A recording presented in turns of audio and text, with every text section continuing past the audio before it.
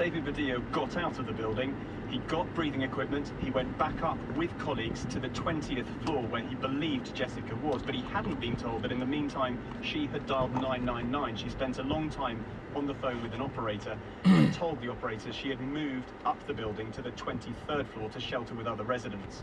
Firefighter Badillo and colleagues didn't receive that information, so they searched the family's flat on the 20th floor in vain, and they left not knowing where Jessica was. Sadly, she died with other residents on the 23rd floor.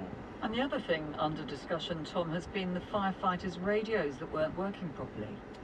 Yeah, that's right. So both David Badillo and firefighter Daniel Brown, who gave evidence this morning, said faulty radios was a long-running, common and well-known problem in the London Fire Brigade, which plagued their efforts on that night. Now, the Fire Brigade's union tonight has told us that it has been warning fire services across the country about the problem for a very long time, and lessons haven't been learned from previous big fires. Now, Daniel Brown was one of two firefighters who went into flat 16 of Grenfell Tower where the fire broke out. They initially extinguished the fire inside the kitchen, but firefighter Brown described today then realizing that something was seriously wrong.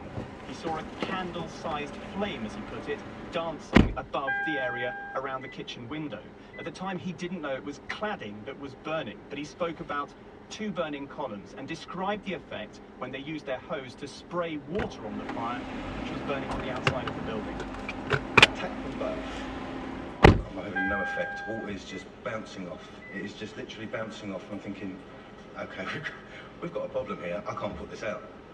You literally got water hitting metal. No matter what I tried knocking the panels off, tried getting between perhaps what they were gaps. I don't know whether they're gaps or not. It's just black areas. Tried everything. Nothing's happening. It's just bouncing off. Karen, today we got a sense of the chaos as the fire spread so quickly, about how a firefighter like David Badillo, who spent a lot of time inside the tower block in the initial phase of the operation, experiencing how the smoke and fire was spreading through the building, what he thought about after half an hour. He thought that the plan should be to get everyone out, as he told the inquiry, but it appears that that information didn't reach those in charge on the night. Residents were told to stay in their flats for much longer than that.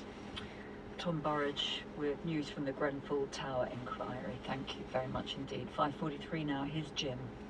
The police commander in charge at Hillsborough is to go on trial nearly 30 years after Britain's worst sporting disaster. The President of the European Council, Donald Tusk, has warned the time has come for all parties to lay the cards on the table if a Brexit deal is to be done by October. And as the heatwave continues, homeowners are being urged to conserve water supplies. Now, for the next episode in our series, The Home Babies, Becky Milligans reports about a former mother and baby home for unmarried mothers in the west of Ireland in the town of Tuam, and the work of an amateur historian, Catherine Corliss, whose discoveries prompted the Irish government to begin an investigation into the institutions. You can hear the first 4 episodes on the PM website. They're also available as a podcast. In this week's episode, Becky finds out what life is like for 2 children born in the home after they leave. My mother got pregnant in the early 50s, 1951, and the priest heard about her.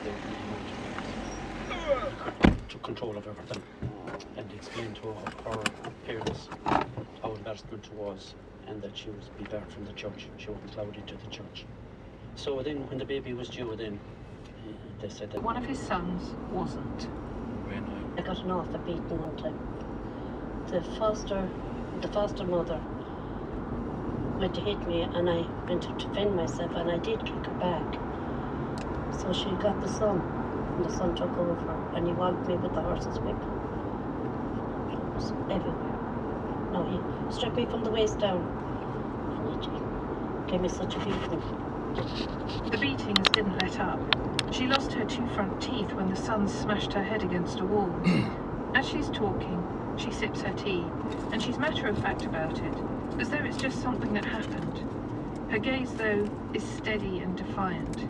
She ran away from her foster family again and again.